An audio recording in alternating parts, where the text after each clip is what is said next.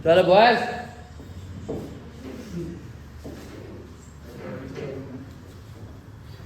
हो गया। देखो 12th क्लास का फर्स्ट चैप्टर जो है आप लोग का वो है यूनिट में बटा हुआ है। 12 का सब चैप्टर, ठीक है। 12 के सारे चैप्टर्स क्या है, यूनिट में बटे हुए हैं। फर्स्ट यूनिट में 4 चैप्टर है जो कि रिप्रोडक्शन का है। फिर सेकंड यूनिट में हमारा क्या है, जेनेटिक्स से रिलेटेड है। फिर थर्ड यूनिट में हमारा डीएनए जीनोम से रिलेटेड है। तो ऐसे करके क्या है, हर 3-3, 4-4 चैप्टर का क्या है, यूनिट बांटा हुआ है 12 क्लास में। अब आप लोग में से जलाना पड़ेगा इसको, ठीक है। तो विजुअल है ये, हटाइए ना, लाइट ऑफ करिए। सिर्फ बोर्ड में विजुअल नहीं है, हो जाएगा। ओ क्या रहा है राजी, लाइट ऑन कर रहा है ना सर, कैमरा आप लोग ठीक कर रहा है। ठीक है ना, इसी पे तो रोज होता था, आज कोई नहीं है। खैर देखो, तो पहला यूनिट है हमारा। अब यहाँ पे तुम लोग सीबीएसई और बिहार बोर्ड से हो सब, तो पहले बता दो हमको। सर हम इंग्लिश मीडियम वाले हैं। इंग्लिश मीडियम ठीक है। सीबीएसई से कोई है जिसका फॉर्म सीबीएसई बोर्ड से भरा है? सही में आप लोग का, चलो ठीक है। तो देखो यहाँ पे क्योंकि डिपेंड करता है, सीबीएसई बोर्ड में कुछ चैप्टर्स एडेड है तो कुछ रिमूव है, तो बिहार बोर्ड में कुछ चैप्टर्स एडेड है जो कि सीबीएसई में नहीं है, इसलिए हम पूछ लिए तुम लोग से। खैर आप लोग क्या करिएगा लोग, अगर आप लोग बिहार बोर्ड से हो या सीबीएसई से हो, अगर बिहार बोर्ड से जो है आप लोग एक गाइड खरीद लीजिएगा लोग, हम पहले भी बोले थे। गाइड में क्या है कि क्वेश्चन बैंक की तरह हर साल का क्या क्या उस चैप्टर से रिलेटेड क्वेश्चन आया है वो सारा दिया हुआ है चैप्टर वाइज। और एक मोटा सा गाइड मिलेगा आप लोग का बिहार बोर्ड का, जिसमें आपका पूरा रहेगा physics, chemistry, bio, English, Hindi, Urdu, extra में जो हो वो भी रहेगा उसमें।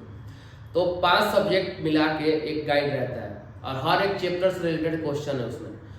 अब ये बच्चा लास्ट में लेता है सब, लेकिन हम अभी बोल रहे हैं लेने को कि मान लो अभी कोई चैप्टर चल रहा है, ठीक, चाहे बायो में चल रहा है चाहे फिजिक्स में चल रहा है, तो मान लो वो चैप्टर चल रहा है और हम पढ़ा रहे हैं क्लास में, आप लोग वो चैप्टर खोले, देख लिए कि सर आज क्या क्या पढ़ा है, उससे रिलेटेड कौन कौन सा क्वेश्चन है, या लास्ट क्लास जिस दिन हुआ था या चैप्टर 1 खत्म हो गया, अब चैप्टर 1 खोले उस गाइड में, उसमें देखने कि कौन कौन सा क्वेश्चन आया है, ठीक। तो उससे ये होगा कि आपका अभी से तैयारी रहेगा। उससे क्या होगा, अभी से तैयारी रहेगा, बस अभी से तैयारी रहेगा, बाद में लेने से फिर दिक्कत हो जाएगा। और 10 का एग्जामिनेशन तुम लोग दिए हो और 12 का एग्जामिनेशन दोगे सब। 10th और 12 के एग्जामिनेशन में बहुत फर्क है। हम बोल रहे थे कि 10th का एग्जामिनेशन जस्ट लाइक मतलब इतना, अगर मान लो ये सिलेबस है तो 10th का ये इतना सिलेबस है, बस दैट्स इट। बाकी ये जितना बच गया वो सिलेबस क्या हुआ 12th का। तो आप सोच लो कि 10th में आप एग्जाम दे के आए हो तो बस इतना से सिलेबस का एग्जाम दे के आए हो और अब एग्जाम देना इतना सिलेबस का। तो अगर एग्जाम के वक्त याद करने बैठिएगा तो फिर कुछ नहीं हो पाएगा, सिवाय चीट के भरोसा का और कुछ नहीं होगा कि रीड एंड पास ले गए हैं, रख के एग्जाम में जा रहे हैं, या एग्जाम से सेंटर से पहले एमसीक्यू पता कर रहे हैं, जो है रीड एंड पास हो चाहे जो हो। तो भाई अगर उस चक्कर में पढ़ना है तो कोई फायदा नहीं है, पास सबको ही हो जाएगा, क्योंकि क्या है 40 एमसीक्यू तो रहता ही रहता है ना, 40 एमसीक्यू रहता है ना, तो पास तो सबको ही हो जाएगा। तो भाई अब पास होने से कोई मतलब नहीं है, या हर एक बच्चा पास हो सकता है पढ़ के या देख के। रीजन इज व्हाट कि जब 12 करके आप लोग 12 तो सबको ही पास हो जाएगा, पास आउट करके निकलोगे, उसके बाद फिर जहाँ जाओगे एग्जाम देने, चाहे कॉम्पिटिटिव एग्जाम हो, नीट हो, चाहे जिस भी लाइन में आप लोग को जाना हो, वहाँ पर क्या होगा, वहाँ पे आप लोग का एग्जाम होगा और उसमें 11 और 12 से पूछेगा। तो अगर आपकी तैयारी नहीं रहेगी तो फिर वहाँ पे आप लोग कुछ नहीं कर पाइएगा, बस ऐसे ऐसे ऐसे ऐसे बस यही उस समय डिजाइन कीजिएगा लोग। और अम्मी बाप पूछेगा क्या नहीं आया है तो उसमें क्या बोलिएगा कि 11-12 में मस्ती की है।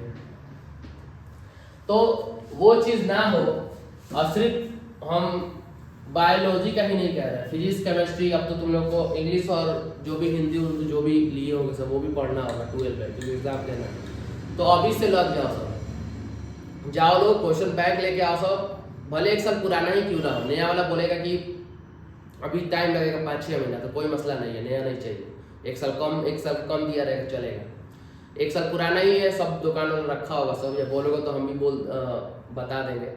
जाके वहाँ से गाइड ले लो सब, चैप्टर वाइज क्वेश्चन बैंक का, ठीक।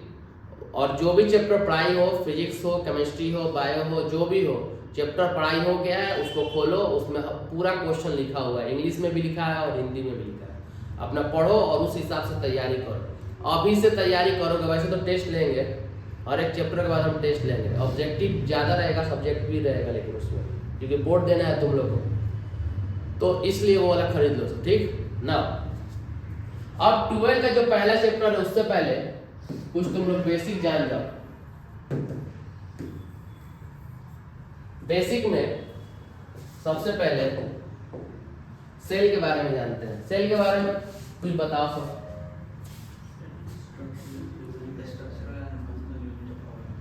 Structural and functional unit of life. चलिए आप ही लोग का बात लिख देते हैं। Structural and functional unit of life. This is the definition of cell. Question arises that why cell is called structural unit and why it is called functional unit? Why उसने बताओ बेटा। सेल को स्ट्रक्चरल यूनिट या functional unit क्यों कहते हैं? दोनों में से किसी को पता है? अफीफा, अगर क्लास में नहीं बोला गया तो देख ले। सेल को स्ट्रक्चरल फंक्शनल यूनिट क्यों कहते हैं? आपके बॉडी में सेल है? यस और नो? अगर सर माना है तो कल से क्लास में मत बैठिएगा, हमको ऐसा स्टूडेंट नहीं पसंद है, वरना आप ये लाइन छोड़ के चले जाइए। जब आपके पास इतना गट्स है कि आप बायोलॉजी ली है तो फिर बोलने का भी गट्स रखिए अपने पास। ये शर्माने वाला कोर्स नहीं है। शर्म वरम आ रहा है तो फिर आर्ट्स वार्ट्स ले लीजिए, जिसको भी शर्म वरम आया है अपना, उसके बाद शादी उदी करके घर बसा लीजिए लोग। That's a very good and beautiful thing. Now आप लोग में से सेल को स्ट्रक्चरल यूनिट फंक्शनल यूनिट क्यों कहते हैं? सेल से हमारा बॉडी बनता है सर। प्रेगनेंसी के टाइम जब स्पर्म और ओवम मिलता है तो जाइगोट बनता है, सिंगल सेल रहता है, उसी से डिवाइड होकर now why cell is called structural and functional unit, इसके बारे में पढ़ेंगे। At the time of pregnancy take place, जब प्रेग्नेंट होती है लेडी, ठीक है, तो प्रेग्नेंट लेडी होती है कब? जब मेल का स्पर्म और फीमेल का ओवम, ये क्या हो, आपस में मिलता है, ठीक है। जब मेल का स्पर्म और फीमेल का ओवम मिलता है तो क्या बनता है? जाइगोट। क्या बनता है? जाइगोट।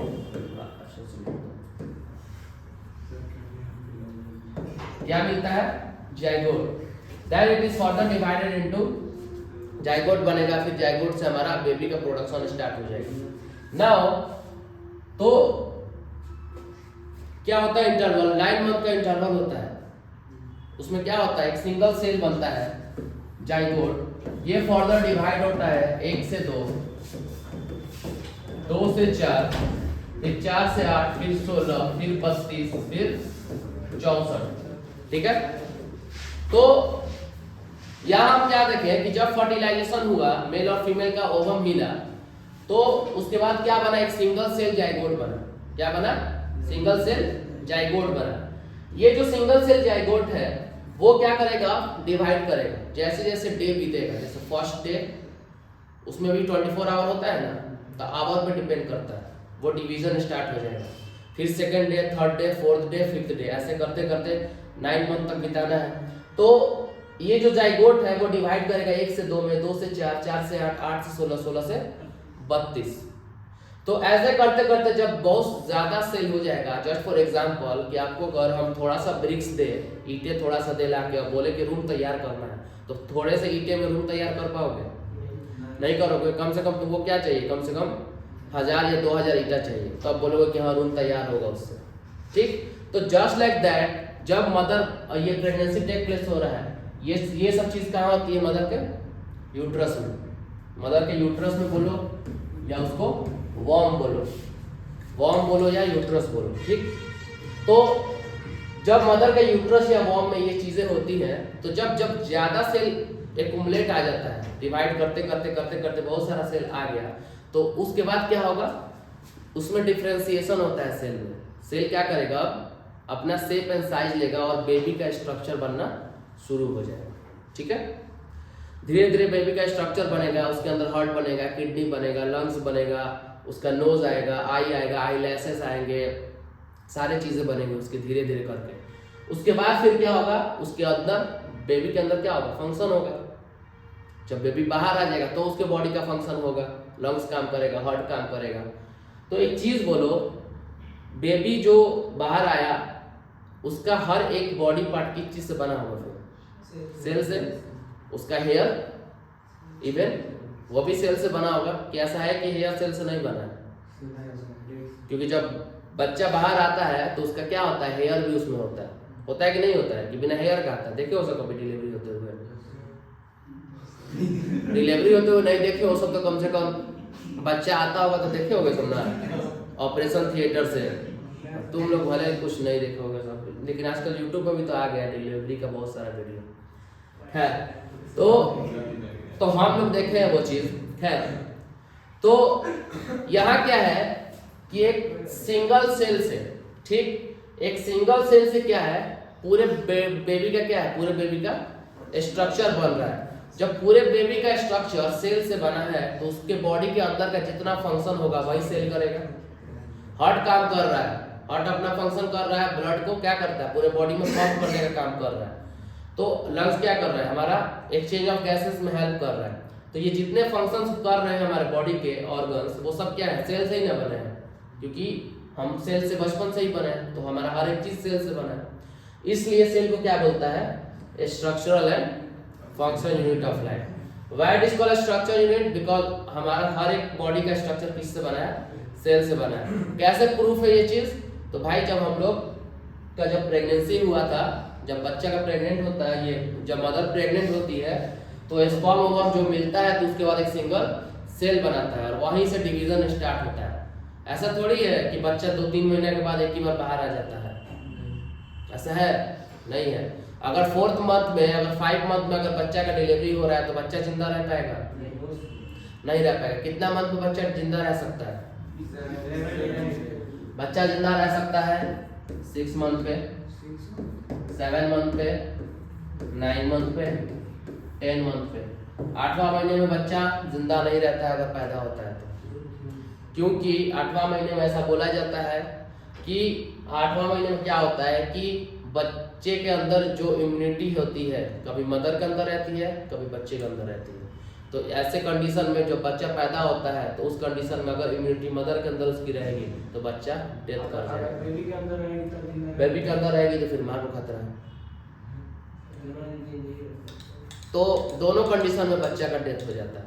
इसलिए तुम लोग जनरली सुनोगे तो 8वां महीने का डिलीवरी नहीं होता है, ठीक। अभी आप लोग वो ऑब्जर्व करना शुरू करो, कोई भी डिलीवरी हो तो पूछना सब कितने मंथ का हुआ है। 8वां महीना कोई नहीं बोलेगा। हाँ, रेयर केस में अगर हो तो 8वां महीने में जिंदा रह सकता है, क्योंकि सब कुछ तो ऊपर वाले के हाथ में है, लेकिन 100 में से 99 केस में जिंदा नहीं रहता है। 6ठे महीने में जिंदा रह सकता है, हम खुद देखे हैं। 7वां में भी हम देखे हैं, 9वां में भी देखे हैं, 10वां में तो देखे ही देखे। ये 9वां 10वां तो आम हो गया, सब वेल मैच्योर है। 6ठे में बच्चा का सब कुछ डेवलप रहता है लेकिन वेल डेवलप नहीं रहता है, तो उसको बहुत केयर करना पड़ता है। 6ठे महीने में अगर बच्चा हो गया तो बचने का चांस कम है लेकिन बच जाता है। उसको वेल डेवलप एक अच्छा डॉक्टर के पास ले जाते हैं, अच्छे हॉस्पिटल में रहता है, प्लस मदर के पास ये नहीं रहता है कोई दिन तक। वो एक स्पेशल यूनिट होता है बच्चे का, उसके अंदर रहता है ये, तो कुछ दिन तक वहाँ रहता है, उसको नॉरिशमेंट वहाँ से दिया जाता है, वैसा इन्वायरमेंट बनाया जाता है, लेकिन ये बच जाता है, ठीक। बाकी तुम लोगों को एक फोटो दिखाएंगे, वो 6ठे महीने का बच्चा है, मोबाइल में है फोटो, दिखा देंगे जब क्लास के बाद दिखा देंगे। तो खैर, तो यहाँ क्या देखें हम लोग, हमारे बॉडी का जितना स्ट्रक्चर सब किससे बना है? सेल से। जब पूरे बॉडी का स्ट्रक्चर सेल से बना है तो बॉडी के अंदर का फंक्शन भी कौन करेगा? सेल ही करेगा। That is why cell is called structural and functional unit of life. Cell के बाद इसके बड़े भैया कौन है? टिश्यू। इसके बड़े भैया ऑर्गन। क्या होता है tissue? Group of similar type of cells which come together and perform a similar function. एक तरह का सेल ग्रुप में जब आता है पास में तो एक फंक्शन करता है, उसी को बोलते हैं टिश्यू। उसी को क्या बोलता है? टिश्यू। मतलब कि अगर एक तरह का सेल, या तो सेल का टाइप बहुत सारा होता है, पढ़ाए थे सेल में, या तो हमारा सेल का ओवल शेप का सेल होगा, या तो रेक्टेंगुलर सेल, या तो कॉलमनर सेल। मतलब एक तरह का cell, similar type of cell जब आपस में ग्रुप में आता है और एक फंक्शन करता है, कोई ना कोई काम है ना करेगा, तो उसको बोलता है टिश्यू। हाँ बोलो। जो काम करता है उसको टिश्यू कहते हैं। जो सेल काम करता है, group of cells which perform a certain function. ठीक। ऑर्गन किसको बोलता है? कि जब ग्रुप ऑफ टिश्यू, क्या ग्रुप ऑफ टिश्यू जब आपस में एक पास आता है, बहुत सारा टिश्यू का ग्रुप है, जब वो आपस में पास में आता है तो क्या बनाता है? हमारा बॉडी का ऑर्गन बनाता है। अब डिफरेंट टाइप ऑफ टिश्यू भी हो सकता है जो आपस में पास आया है। इसको कोरिलेट कर सकते हैं कि जस्ट फॉर एग्जांपल कि ऑर्गन को मान लो आप इंडिया, ठीक है? ऑर्गन को मान लो आप इंडिया। ओए यहाँ ध्यान दो, ऑर्गन को क्या मानो? इंडिया। इंडिया क्या है? डिफरेंट डिफरेंट स्टेट मिलके बना है, डिफरेंट डिफरेंट स्टेट मिलके इंडिया बना है। तो वो स्टेट मान लो टिश्यू, और वो जो स्टेट है वो भी डिफरेंट डिस्ट्रिक्ट से मिलके बना है। तो डिफरेंट डिस्ट्रिक्ट मिलके बना स्टेट, डिफरेंट स्टेट मिलके बना ऑर्गन। जस्ट वैसा ही है, डिफरेंट बहुत सारे सेल मिलके बना टिश्यू, बहुत सारा टिश्यू मिलके बना ऑर्गन। ठीक, दैट्स इट। इसमें इतना ही है। अब यहाँ देखो, यूनिसेलुलर और मल्टीसेलुलर के बारे में पता है किसी को? फलक बताइए, यूनिसेलुलर और मल्टीसेलुलर ऑर्गेनिज्म में डिफरेंस बताइए। ठीक है, हाँ ठीक है। इसके अलावा और कोई डिफरेंस?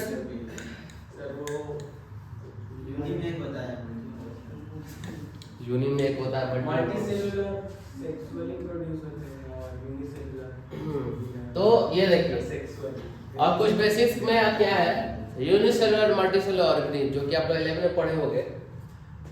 क्या है unicellular organism? Made up of single cell. वैसे ऑर्गेनिज्म जो कि सिंगल सेल से मिल के बनते हैं, जैसे बैक्टीरिया हो गया, वायरस हो गया, अमीबा हो गया, यूग्लिना हो गया, ये सब हो गया सिंगल सेल ऑर्गेनिज्म है। खाना पीना रिप्रोडक्शन सब सिंगल सेल में कंप्लीट। ठीक। लेकिन मल्टीसेलुलर क्या है? Made up of many cells, बहुत सारे सेल्स हैं, जैसे कि हम लोग हो गए, बहुत सारा सेल्स मिलके बना है। They have short life span. जो यूनिसेलुलर होते हैं बहुत कम समय के लिए जिंदा रहते हैं, काम हुआ खत्म, मर गए, फिर दूसरा बन गया। मल्टीसेलुलर बहुत सारे, उनका लाइफ स्पैन बहुत ज्यादा होता है। We can't see them with naked eye. Unicellular को आप अपने आंख से नहीं देख सकते, आपके आजू बाजू पूरे वायरस बैक्टीरिया भरे होंगे, लेकिन आपके आंख से नहीं दिखेगा। इसलिए खाना खाने से पहले हाथ धो लेना चाहिए। शादी में कौन कौन धोता है हाथ? शादी में जाते हो तो हाथ कौन कौन धोता है? सही से बताना था। घर तो धोता ही नहीं है लोग, तो शादी में कैसे कर? तो शादी में लोग हाथ बहुत कम धोता है, हम देखे हैं, क्योंकि हाथ धोने जाएगा उसके चक्कर में सीट चला जाएगा।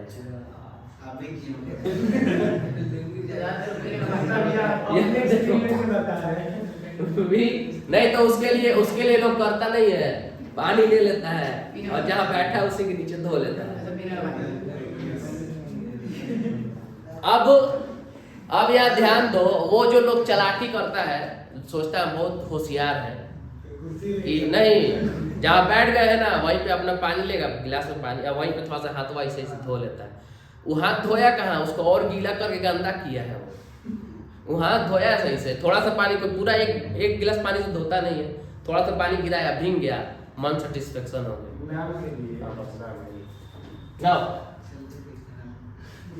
जो यूनिसेलुलर होते हैं उनमें रिप्रोडक्शन कौन सा होता है? एसेक्सुअली। और जो मल्टीसेलुलर होता है उसमें सेक्सुअली। अब सेक्सुअल और एसेक्सुअल रिप्रोडक्शन अभी पढ़ना है हम लोग को, तो वहाँ डिटेल में जानेंगे। इसको जानते हो, एसेक्सुअल में सिंगल पेरेंट और सेक्सुअल में डबल पेरेंट का यूज होता है। ठीक, जिसमें मेल और फीमेल होता है, यहाँ सिर्फ एक सिंगल पेरेंट ही रिप्रोडक्शन कर देता है। ये इसके एग्जांपल है, हमारे बैक्टीरिया हो गया, ईस्ट हो गया। ईस्ट का यूज कहाँ होता है? ब्रेड बनाने में ईस्ट का यूज क्यों होता है? फर्मेंटेशन। हाँ, क्या बोला है?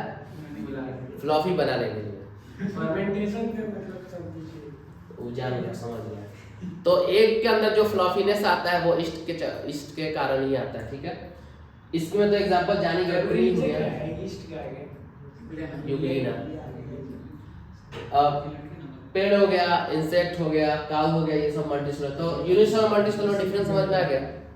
ये सिंगल सेल का बना है, सिंपल होता है, एसेक्स रिप्रोडक्शन होता है, सिंगल पेरेंट इसमें रिप्रोड्यूस कर सकता है अपना young ones.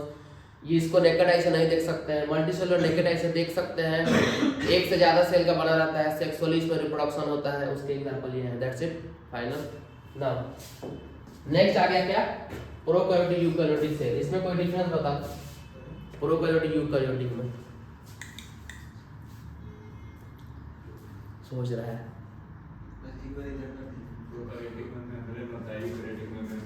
Well developed membrane उसका न्यूक्लियस जो होता है सर, न्यूक्लियर मेम्ब्रेन से घिरा रहता है आयतों में नहीं। ये है मैथ्स का स्टूडेंट, लेकिन बेचारा बायो का जवाब दे रहा है।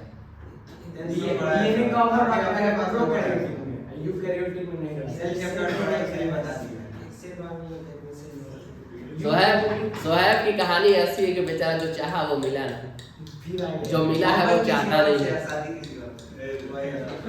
ना साहब, वहाँ पे कॉम्प्रोमाइज मत करो। कहीं भी नहीं गए, वहाँ पे कॉम्प्रोमाइज होगा ही नहीं। हो गया। बोले थे डॉक्टर बनेगा तो हम कंपाउंडर बने। सोहैब बायो में बहुत तेज था, शुरू में आया था तो बायो में बहुत तेज था, पिक्चर भी अच्छे से बनाता था, नोट्स भी पढ़ता था, लेकिन पेरेंट्स के दबाव में सोहैब मैथ्स ले लिया। कितना? 92। खैर कोई बात नहीं, अब मैथ्स में काम करेगा। नाउ लिसन, यहाँ पर क्या है हमारा difference between prokaryotic and eukaryotic. अब यहाँ ध्यान दो, प्रोकैरियोट्स और यूकैरियोट्स कौन से ऑर्गेनिज्म रहते हैं? तो वैसे ऑर्गेनिज्म जिसके अंदर नो मेम्ब्रेन बॉर्न न्यूक्लियस है लेकिन वो मेम्ब्रेन से घिरा हुआ नहीं है। जैसे ये मान लो सेल है, ये हमारा न्यूक्लियस होता है, तो जो हमारे अंदर न्यूक्लियस में क्या रहता है? डीएनए या क्रोमोसोम, ये रहता है ना। तो हमारा जो न्यूक्लियस है वो एक मेम्ब्रेन से घिरा रहता है, जिसको क्या बोलता है? Nuclear membrane. क्या बोलता है? Nuclear membrane. क्यों? तो हमारे सेल के अंदर हमारा जो न्यूक्लियस है वो एक एक्स्ट्रा मेम्ब्रेन से घिरा रहता है, न्यूक्लियर मेम्ब्रेन। उसके अंदर डीएनए रहता है और क्रोमोसोम रहता है, ठीक। तो ये जिसके अंदर रहेगा वो कौन सा ऑर्गेनिज्म है? यूकैरियोट्स। और जिस ऑर्गेनिज्म के अंदर न्यूक्लियस के चारों तरफ ये नहीं रहता है, ये नहीं रहता है, ठीक, सिर्फ हमारा ये जेनेटिक मटेरियल ही रहेगा, कोई मेम्ब्रेन से घिरा हुआ नहीं रहता है न्यूक्लियस के अंदर की चीजें, वो कौन से ऑर्गेनिज्म आते हैं? प्रोकैरियोट्स। तो जाहिर सी बात है हमारे अंदर का जो क्रोमोसोम डीएनए रहता है वो न्यूक्लियर मेम्ब्रेन से घिरा रहता है, क्योंकि हमारे बॉडी के स्ट्रक्चर बहुत कॉम्प्लेक्स है और हमारे बॉडी में बहुत सारे फंक्शंस रहते हैं, करते हैं और होते हैं। अब इन दोनों में डिफरेंस क्या है? No membrane born nucleus, membrane born nucleus, ये क्लियर हो गया। जो यूकैरियोट्स होते हैं उनके न्यूक्लियस में मेम्ब्रेन रहता है, जो प्रोकैरियोट्स रहते हैं उनके न्यूक्लियस में मेम्ब्रेन नहीं रहता है, ठीक, सिंपल उनके। तो प्रोकैरियोट्स में न्यूक्लियस के अंदर मेम्ब्रेन नहीं रहता है, तो न्यूक्लियस के अंदर का जो डीएनए आरएनए रहता है वो पूरे सेल में तैरते रहता है, ठीक है। और अगर हम लोग अपनी बात करें तो हमारे अंदर क्या है? हमारे अंदर वो न्यूक्लियस के अंदर रहता है। Is that clear? ठीक। सेकंड क्या है? प्रोकैरियोट्स का जो सेल वॉल रहता है वो किसका बना रहेगा? जनरली पेप्टिडोग्लाइकेन का बना रहेगा। लेकिन जो यूकैरियोट्स का सेल वॉल रहता है अगर प्रेजेंट है तो किस चीज का बना रहता है? सेलुलोज का। एक फंगी में किस चीज का बनाता है? काइटिन का। क्योंकि देखो हम लोग भी क्या है?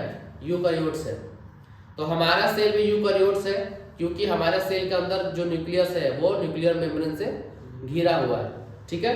लेकिन हमारे सेल में कोई सेल मेम्ब्रेन, सेल वॉल नहीं है। लेकिन प्लांट सेल का बात करें तो प्लांट सेल में क्या होता है? एक एक्स्ट्रा सेल का भी कवरिंग रहता है, इसको क्या बोलता है? Cell wall. वो किस चीज से बनता है? सेलुलोज से बनता है, ठीक है। वैसे ही फंगी के अंदर का भी सेल जो होता है उसके अंदर भी न्यूक्लियस मिलता है, वो भी मेम्ब्रेन में घिरा रहता है और उसका मेम्ब्रेन सेल वॉल किस चीज से बनता है? काइटिन से बनता है, तो बस ये एक दो एग्जांपल है।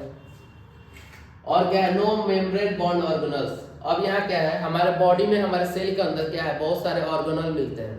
माइटोकॉन्ड्रिया हो गया, गोल्गी बॉडी हो गया, मिलता है ना, मिलता है कि नहीं, लाइसोसोम हो गया। तो ये जितने मेम्ब्रेन जितने ऑर्गेनल है सब क्या है, माइटोकॉन्ड्रिया का स्ट्रक्चर क्या है, डबल मेम्ब्रेन से घिरा हुआ है। माइटोकॉन्ड्रिया पढ़े थे ना, 2 मेम्ब्रेन रहता है उसमें भी। तो वैसा मेम्ब्रेन बॉन्ड ऑर्गेनल प्रोकैरियोट्स में नहीं मिलता है। ठीक, इसका सेल साइज जो होता है वो छोटा होता है, हमारा सेल साइज जो होता है वो बड़ा होता है। तो अगर कोई पूछे सिंपली प्रोकैरियोटिक यूकैरियोटिक में क्या डिफरेंस है, तो प्रोकैरियोटिक के न्यूक्लियस जो होता है वो वेल डेवलप नहीं रहता है, यूकैरियोटिक का न्यूक्लियस वेल डेवलप रहता है, न्यूक्लियर मेम्ब्रेन से घिरा हुआ रहता है। जो प्रोकैरियोटिक रहता है उसके पास क्या होता है, एक्स्ट्रा उसके बॉडी का सेल वॉल होता है जो कि पेप्टिडोग्लाइकेन का बना रहता है। लेकिन जो यूकैरियोटिक एनिमल है उनके बॉडी में सेल वॉल नहीं रहता है, और अगर रहेगा तो सेल्यूलोज से मिलकर बनता है। अंडरस्टैंड, यहाँ तक क्लियर हुआ। यूकैरियोटिक में अगर एग्जांपल देखें तो एग्जांपल तो तुम लोग जान ही रहे हो। अगर प्लांट्स का ले लो और एनिमल का ले लो, प्लांट्स और एनिमल दोनों क्या है, दोनों के सेल यूकैरियोटिक होते हैं, क्योंकि दोनों के सेल में न्यूक्लियस वेल डेवलप मिलता है। लेकिन प्लांट सेल में जो उसका सेल होता है उसके बाहर एक एक्स्ट्रा कवरिंग रहता है, सेल वॉल रहता है। लेकिन जो एनिमल सेल है उसका बाहर कोई सेल वॉल नहीं रहता है। लेकिन दोनों क्या है, यूकैरियोट्स हैं। लेकिन प्रोकैरियोटिक में क्या है कि प्रोकैरियोटिक का जो भी सेल होगा उसके बाहर क्या होगा, सेल वॉल रहेगा ही रहेगा। ये प्रोकैरियोटिक का है। लेकिन यूकैरियोटिक में ऐसा नहीं है, सेल वॉल रह भी सकता है और नहीं भी रह सकता है। Is that clear? ये दोनों क्लियर हो गया। इन दोनों में और कुछ नहीं जानना है आप लोग को। ठीक, अब क्या है हमारा नेक्स्ट, क्या है माइटोसिस म्यूसिस के बारे में कोई जानता है? माइटोसिस म्यूसिस के बारे में फॉलो, माइटोसिस म्यूसिस के बारे में बताओ।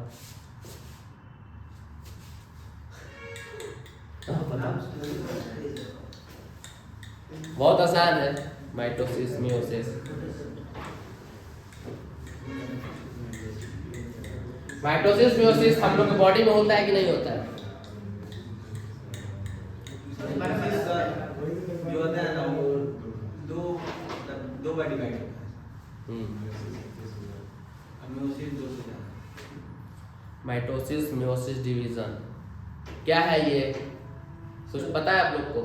स्टेज है डिवीजन का स्टेज है, दो पैरेंट्स मिलके ऑप्शन को डिवाइड करते हैं, को डिवाइड होकर दूसरे ऑप्शन को डिवाइड करते हैं। ये पता तो छोड़ना मत बोलो। अदनान कुछ बोलिएगा। दाऊद लेट का है आज?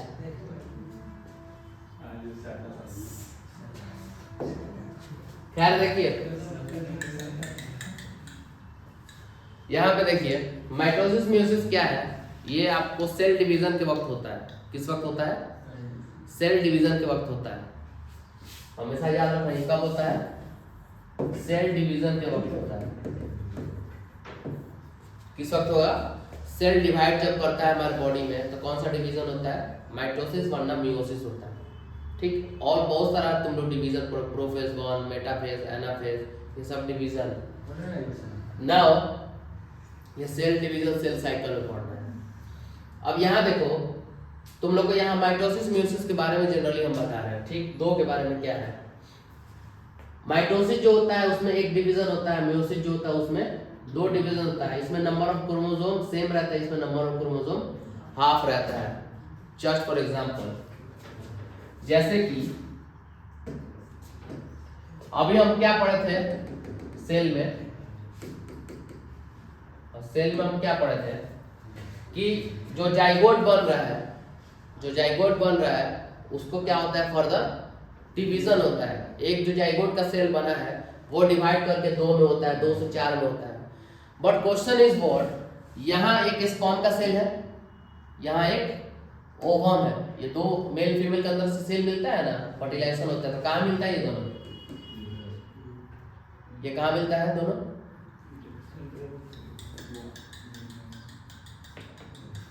ये दोनों कहाँ मिलता है? स्पर्म ओवम कहाँ मिलता है? तो फर्टिलाइजेशन टेक प्लेस होता है, प्रेगनेंसी टेक प्लेस होता है।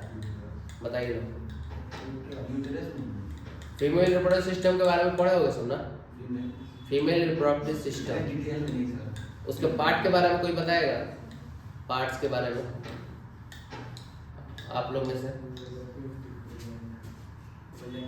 डिटेल में सर।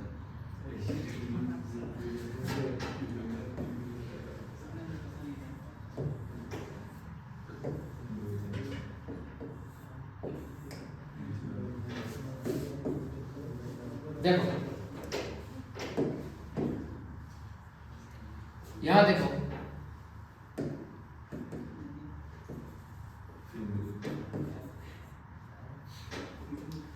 देखो यहाँ पे फीमेल रिप्रोडक्टिव सिस्टम में ये हो गया यूट्रस, ये हो गया फैलोपियन ट्यूब, ठीक, ये हो गया हमारा वेजाइना, ये हो गया हमारा सर्विक्स, ठीक है, ये सर्विक्स, ये वेजाइना, ये फैलोपियन ट्यूब, ये हमारा uterus, this is the part of, और ये हमारा ओवरी, यहाँ से ओवम निकल के आता है।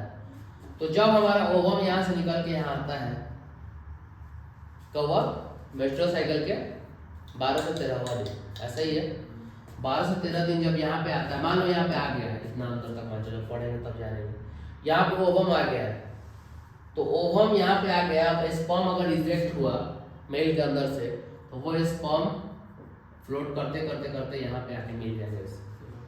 तो कहाँ मिलता है? At the end of the fallopian tube. Fallopian tube जहाँ खत्म होता है वहीं पे ओवम और स्पर्म आके मिलता है और जाइगोट बनाता है। तो जाइगोट वहीं पे बनता है। हाँ, जाइगोट यहीं बनता है, फिर वो जाइगोट यहाँ से फिर उतर के नीचे आता है, फिर यूट्रस के बॉल से इम्प्लांट हो जाता है, जिसको बोलता है इम्प्लांटेशन। हाँ, जिसको क्या बोलता है? इम्प्लांटेशन। अंडरस्टैंड? तो अब यहाँ पर क्या हम बोले, ये स्पर्म और ओवम एक मेल का सेल है और एक फीमेल का सेल है, ठीक है। ये जब दोनों मिलता है तो एक सिंगल सेल बनाता है, क्या? जाइगोट। तो कॉन्ट्राडिक्टरी इज व्हाट, यहाँ 2 सेल था, एक सेल कैसे बन गया? रीजन इज व्हाट, जो स्पर्म होता है, जो हमारा न्यूक्लियस सेल होता है, ठीक, हमारा जो सेल होता है, अगर उसके न्यूक्लियस के अंदर क्या रहता है? क्रोमोसोम। क्या रहता है? क्रोमोसोम। हमारे सेल के न्यूक्लियस के अंदर कितना क्रोमोसोम रहता है? 46 क्रोमोसोम। कितना? 46 क्रोमोसोम। इस 46 क्रोमोसोम में 44 क्रोमोसोम सोमैटिक होता है और 2 हमारा सेक्स होता है, सेक्सुअल क्रोमोसोम होता है, ठीक है। 44 हमारे बॉडी के स्ट्रक्चर सबको कंट्रोल करता है, बनाता है। 2 जो होता है वो 2 जो होता है क्रोमोसोम, वो हमारा क्या डिसाइड करता है? वो हमारा सेक्स डिसाइड करता है, मेल है, फीमेल है कि गे है, ठीक है ना। तो जब स्पर्म बनता है, जब हमारा स्पर्म बनता है तो उसके अंदर इसका जस्ट आधा रहता है, इसका जस्ट आधा रहता है। स्पर्म बनता है तो हमारे सेल में कितना है? टोटल 46 क्रोमोसोम है, तो स्पर्म बनता है तो उसके अंदर कितना रहेगा? 23। स्पर्म के अंदर कितना क्रोमोसोम है? 23। और फिर ओवम के अंदर भी कितना होगा? 23। ये दोनों आपस में मिलता है तो कितना हो जाएगा? 46, और क्या बनाता है? एक सिंगल सेल जाइगोट बना देता है ना। तो हमारे बॉडी में हमारे सेल से जब स्पर्म बना तो हमारा सेल के अंदर कौन सा डिवीजन हुआ? माइटोसिस या मियोसिस? Meiosis division. कौन सा डिवीजन हुआ? मियोसिस डिवीजन हुआ, जिसमें number of chromosome is half. Number of chromosome is half. तो यहाँ क्या देख रहे हैं हम लोग? जब हमारे बॉडी में स्पर्म बना या फीमेल के बॉडी में ओवम बना, तो जिस सेल से बनता है उस सेल में कौन सा डिवीजन हुआ? मियोसिस डिवीजन, जिस वजह से उस सेल के अंदर के क्रोमोसोम क्या हो गए? हाफ हो गए, और जो बन के निकला उसके अंदर हाफ क्रोमोसोम आ गया। यहाँ कौन सा डिवीजन हुआ? Meiosis division. अब नेक्स्ट क्या है हमारा? Mitosis division. तो माइटोसिस डिवीजन में क्या होता है? सेल डिवाइड करता है लेकिन उसके अंदर की क्रोमोसोम डिवाइड नहीं करता, वो जैसा है वैसा ही डिवाइड करेगा। Is that clear? तो मान लो जाइगोट बन गया, इसके अंदर कितना है? 46 क्रोमोसोम, सेक्स क्रोमोसोम भी है और ऑटोसोम भी है, बॉडी के स्ट्रक्चर बनाने वाले भी हैं। अब जब यहां से डिवीजन हुआ, अब 1 से 2 बना, तो अब जब ये जो 1 से 2 बन रहा है तो इन दोनों के अंदर क्रोमोसोम हाफ हाफ हो जाएगा कि सेम रहेगा? बताइए इसमें कितना था क्रोमोसोम टोटल? 46। तो क्या इसके अंदर 23 इसके अंदर 23 होगा? 46 और 46 ही होगा। क्यों? क्योंकि यहाँ पे डिवीजन कौन सा हुआ? माइटोसिस। तो माइटोसिस डिवीजन एक ऐसा डिवीजन जिसमें क्रोमोसोम हाफ नहीं होता है, सेम रहता है। तो माइटोसिस डिवीजन बॉडी के हर एक सेल में होता है, लेकिन मियोसिस डिवीजन कहाँ होगा? जब हमारा स्पर्म और ओवम बनाना होगा। तो समझ में आ गया? ठीक। तो देखो सेम चीज है यहाँ पे सेम चीज लिखा है। ये भी माइटोसिस डिवीजन में 4 स्टेज रहता है। 4 stage in total happens in somatic cell. इसको तुम लोग अभी नहीं करो, जब तुम लोग को स्पर्म ओवम बनता है ना तब समझाएंगे इसको। Happens in somatic cells. Somatic cells means what? वैसा सेल जो हमारे बॉडी के स्ट्रक्चर को बनाता है, तो उस सेल में हमारा माइटोसिस होगा। मियोसिस कहाँ होता है? Happens in germ cell. Germ cell means what? हमारा जो स्पर्म ओवम बनता है उस सेल को बोलता है जर्म सेल। ठीक, वहां पे होता है। Purpose in cellular proliferation, cell के बनाने में, स्ट्रक्चर बनाने में यूज होता है माइटोसिस का। मियोसिस का कहाँ होता है? Purpose in sexual reproduction. इसको रिप्रोडक्शन में, इसको हेल्प करने में इसको मियोसिस कराता है। ठीक। Produce 2 diploid daughter cell. Diploid daughter cell क्या बोला है? डिप्लॉयड का मतलब होता है कि 2 डिप्लॉयड डॉटर सेल बना रहा है, मतलब कि एक सेल 2 डिप्लॉयड डॉटर सेल बना रहा है। Means what? Diploid means what? कि इसमें भी क्रोमोसोम 46 है, इसमें भी क्रोमोसोम 46 है। इधर क्या लिखा है? Produce 4 haploid daughter cell. कितना प्रोड्यूस? 4 haploid daughter cell. एक जो है वो 4 बनाएगा, एक कितना बनाएगा? 4, लेकिन चारों क्या रहेगा? हैप्लॉयड रहेगा। चारों क्या रहेगा? हैप्लॉयड रहेगा। Means what? इसके अंदर भी 23, इसमें भी 23, इसमें 23 और इसमें 23 करोगे। समझ में आ गया डिवीजन कैसे होगा? इसमें 1 का 2 बनेगा, इसमें 1 का 4 बनेगा। Difference is what? इसमें डिप्लॉयड बनेगा मतलब 46, इसमें हैप्लॉयड बनेगा 23 डॉटर सेल मींस व्हाट? कि एक होस्ट सेल से नया सेल बन रहा है, उसको बोलता है डॉटर सेल। समझ में आ गया? Genetic variation does not change. अब देखो माइटोसिस में जेनेटिक वेरिएशन नहीं होता है। Genetic variation means what? कि मान लो एग्जैक्ट फोटोस्टेट कर रहे हो तो क्या चेंज आएगा उसमें? कोई फोटोस्टेट मशीन लगा के फोटोस्टेट कर रहा है, कोई चेंजिंग आएगा? नहीं आएगा। इसलिए माइटोसिस में वही हो रहा है ना भाई, सेल का सेम टू सेम कॉपी बना दे रहा है। ना क्रोमोसोम में हाफ हो रहा है, ना कुछ हो रहा है। इसलिए इसमें कोई जेनेटिक वेरिएशन नहीं आता है। ठीक, मतलब हमारे जीन के लेवल पे कोई वेरिएशन नहीं आएगा। लेकिन इसके अंदर क्या होता है? जेनेटिक वेरिएशन बढ़ जाता है, इसके अंदर हो जाता है। क्यों? क्योंकि मेल के अंदर से आ रहा है स्पर्म, फीमेल के अंदर से आ रहा है ओवम। दोनों आपस में मिल रहा है तो मेल का भी कैरेक्टर है, फीमेल का भी कैरेक्टर है, तो बच्चे के अंदर उन दोनों का कैरेक्टर दिखते हैं, तो जेनेटिक वेरिएशन हो जाता है। ठीक।